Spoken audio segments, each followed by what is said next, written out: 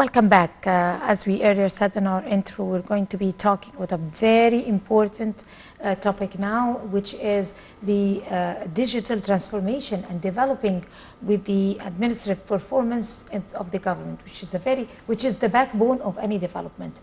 And in particular, an initiative or a new method of development, the organizational excellence. We're going to be finding out in detail or taking a comprehensive look over organizational excellence in the government and how to implement it on our governmental sectors thoroughly.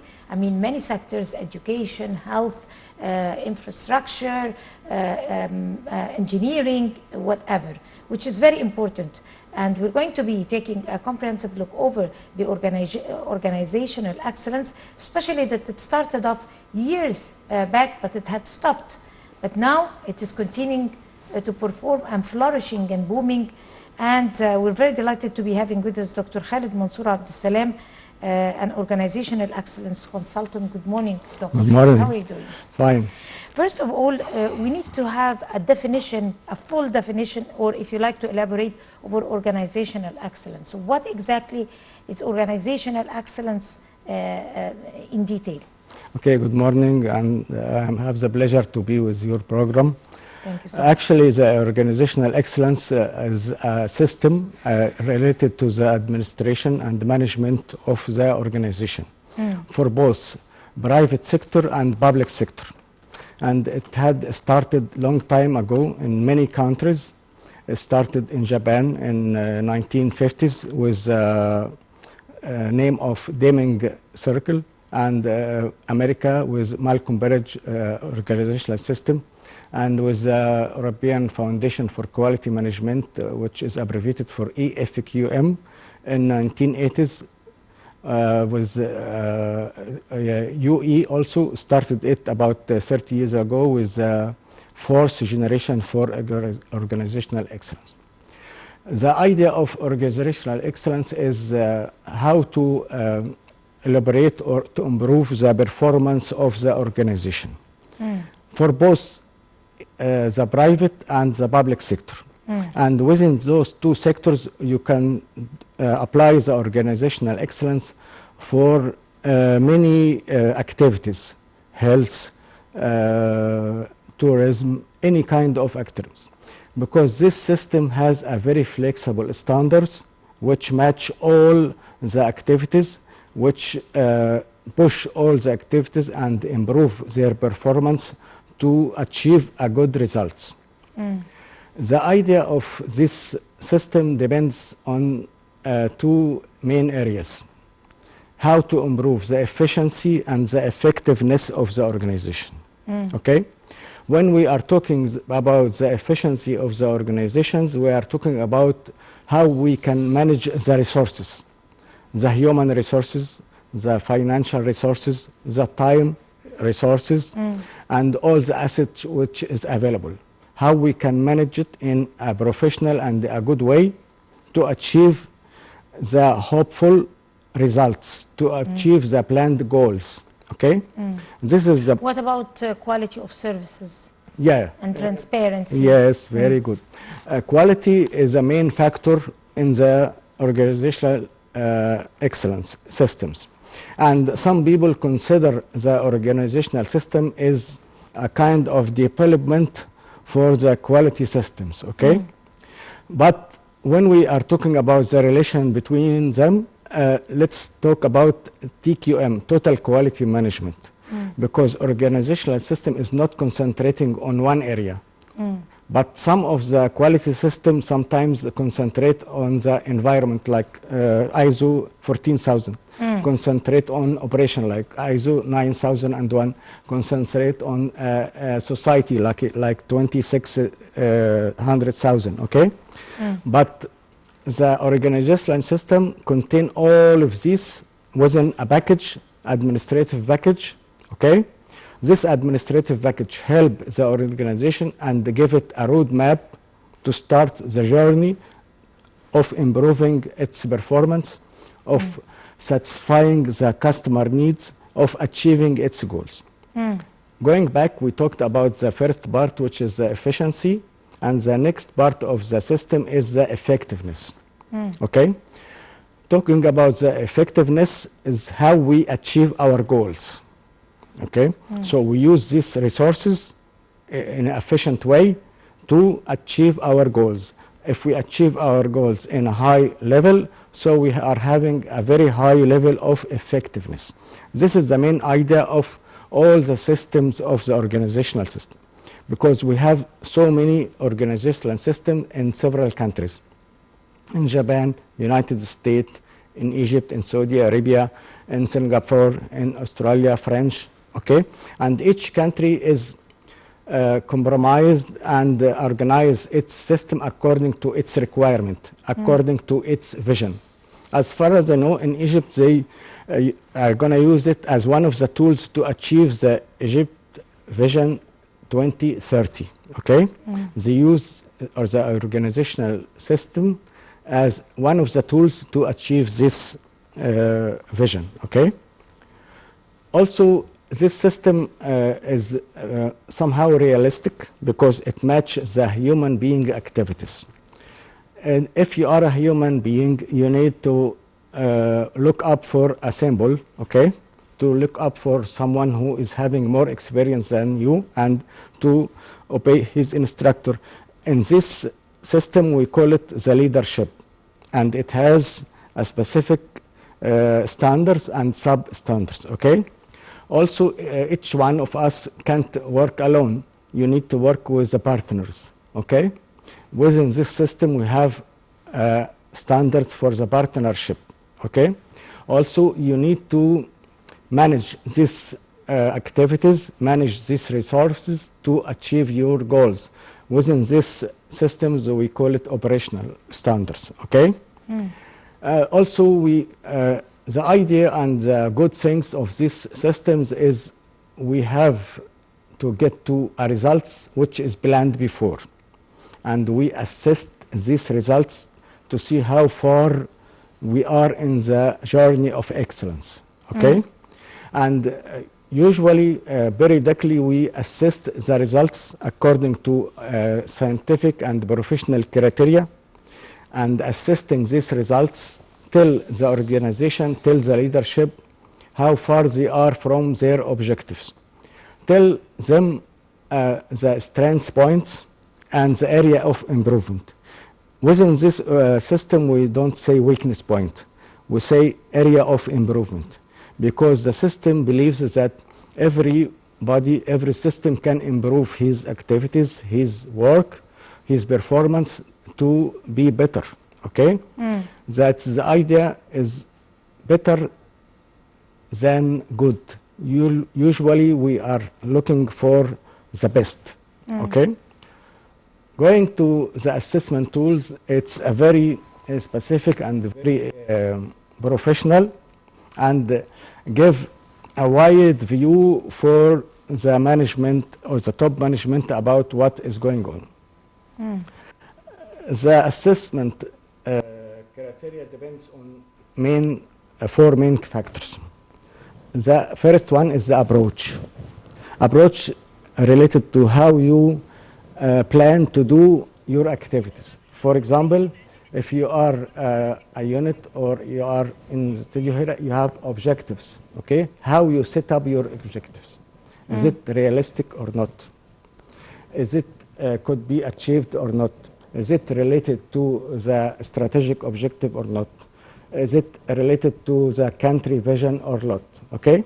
And one important thing is these objectives also should be in integration with the other resources. Yeah, I mean, when you are doing your objective, when you are setting up your objective, it should match with the financial system. You should have enough money, otherwise you are not going to be not able to achieve your goals. It should match the HR system, okay? It should match the environmental system. So in the approach, you should have rational objectives or rational plan, and this plan is integrated with the other system within the organization. This is the first part in the assessment. The second part is deployment. How you are going to deploy, how you are going to carry out or execute what you have been planned. Okay? Is it random deployment, or is it comprehensive deployment according to the professional rules? Okay? Is it deployment for just a short time and you stopped, or it is a particular deployment? Okay? The third part, which is very important, is the measurement of what you are doing, measurement of the performance, and it is very critical point. Unfortunately, a lot of organization doesn't do it, and when they don't do it, they don't know where they are. Okay, measuring the system depends on two very important factors: on KPIs and impression of the stakeholders. The KPIs tell you where you are from your objectives. Okay, so when you know where you are, you work on it to improve your performance. And also, you are my customer. I should know you are satisfied with my performance or not, or otherwise I'm working by myself and nobody is working by himself. You should know the customer impression and work on it to get them satisfied, to satisfy their expectation and exceed their expectation. The last area in the assessment is the improvement. After finishing the circle of the awards related to the organizational excellence, after finishing the assessments, you get output, and it's very important output. For the organization, you get the strengths and you get the area of improvement. And to improve your performance, to improve your work, to improve your management system, you should work on the area of improvement and also in managerial professional steps to move it from being weakness or area of improvement to be strength. If you are doing this, we are moving forward. We are improving our administration, we are moving our managerial system, and so on. Right. Tell us more about the foundation of historical, the organizational excellence.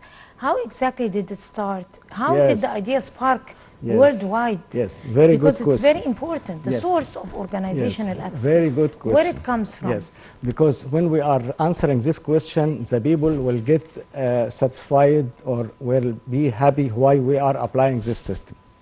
When they started to think about this system, they got the most successful companies. For example, without mentioning any names, in Europe there were about 50 years ago very successful companies which get high profits, which get a high performance, okay? And they got them together in several workshops and several discussions, okay? Within this discussion, this can be how you get success in the area of HR. They write the standards of HR.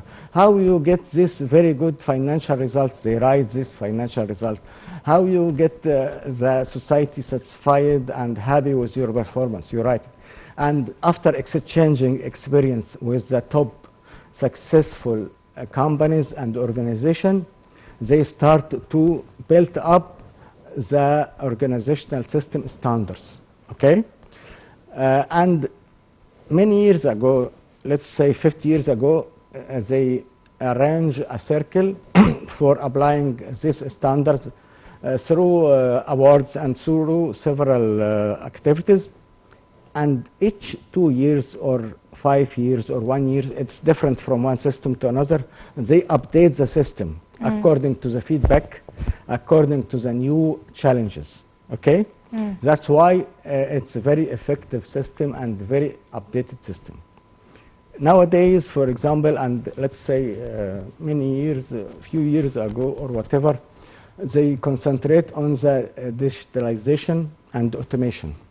And it is a tool of this era. You can't get a high level of performance without coping with digitalization, without coping with modern tools, okay? How do you apply it? Within the criteria, especially in the evaluation standards, there are some sub-criteria and there are some guidelines. Within these guidelines, for example, they ask the organization how many process or how many service you moved it from the paperwork to the digital work, okay? And how many service you get it facilitated and easier through the digital work, okay? Because within their assessment, they assessed how much effort they save through digitalization, how long time they save through digitalization, how happy their customers through digitalization. And within this system also they are looking for the happiness of the customer, not only satisfying the customer. You can get your service and you are happy. You are not facing challenges. It's a kind of enjoyment when you are getting your service done, when you are getting your requirements done. So it's a continual improvement and continual developed system, matching all the new aspects, matching all the new requirements.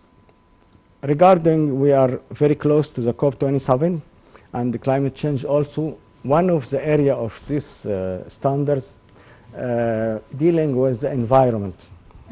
If you are doing as a factory, you are doing some activities, how far you are applying the environmental measurements, okay? And how far you are taking care of the society, and how far you are helping the society in the area of environment, in the area of improving the requirements for the people, the water, the roads, and so on. And actually, as far as I can see in Egypt, we are going very fast, regardless of the organizational system, but the headquarters in Egypt are doing a lot of these standards very fast in the road, in the environment, in the people requirement, and a lot of projects like dealing with countryside, with Hayat Karima, in English we call it decent life, okay? And within this, they are applying organizational essence. Within this, they are applying digitalization, because within this, each countryside should get a Viper which will enable them to use the internet, which will enable them to use the smart systems and so on. So Egypt is going on this road, and hopefully I'm sure they are going to go faster, and they are going to go within a system to get the sustainability of applying these organizational systems and managerial systems also. Could you please give us some organizational excellence models Yes. here in Egypt or worldwide first? Yeah, worldwide, they started with the Deming. It's Japanese. I think it started in 1950s, okay? And next comes the American Malcolm Parrish. It's a name of someone who were working with the quality and set up this system. And quality is something, it's the core of everything. Yeah, yeah. I mean, it defines everything. Yes. Quality, especially with industry. Yeah. And it's the headline of any development of a nation. yes, yes. You remind me with a very important topic. Quality now in some other areas, and here also, they started to look for the fourth generation of quality. What is the fourth generation of quality? We are listening about, we are knowing about ISO and so on. It's a very good system. But since we are going to digitalization, automation, and artificial intelligence, all the tools of quality will not be able to match this system. So one of the scientists, and maybe more than one, thought about the fourth generation of quality, which provides the tools that deals with the, they call it the fourth revolution of industry. The fourth revolution of industry not only deal with automation, but deal with the artificial intelligence. And they are trying to get the suitable tool which match this kind of performance which depend on the artificial system. And we are going to this way, whether we choose it or not, because whole the world will go to it. And if you are not coping with it, you are behind. And I'm sure what I watch in Egypt for 2 years or the last few years, we are going on this way in a very good and in a very professional and scientific way. Moving to the new capital will help us in this area very much. And I think 2 days ago or yesterday, the Prime Minister also inaugurated the National Initiative for Green and Smart, not only green and smart projects. And a few days ago, the President also inaugurated the emergency network. All of this going under the umbrella of organizational system in several standards. And all of this are supported with the digitalization, with the automation, with the foreseeing tools for the future, which we needed, which we are working on it, and hopefully we are going to work on it hard to get the new republic to be in another better area, inshallah. Inshallah. Of course, Dr. Khaled Mansour Abdussalam, Organization Excellence Consultant, would like to thank you so much. Thank you very much. And you have a good day. And we're going to go to a short break and we'll come to continue the breakfast show, so you stay with us.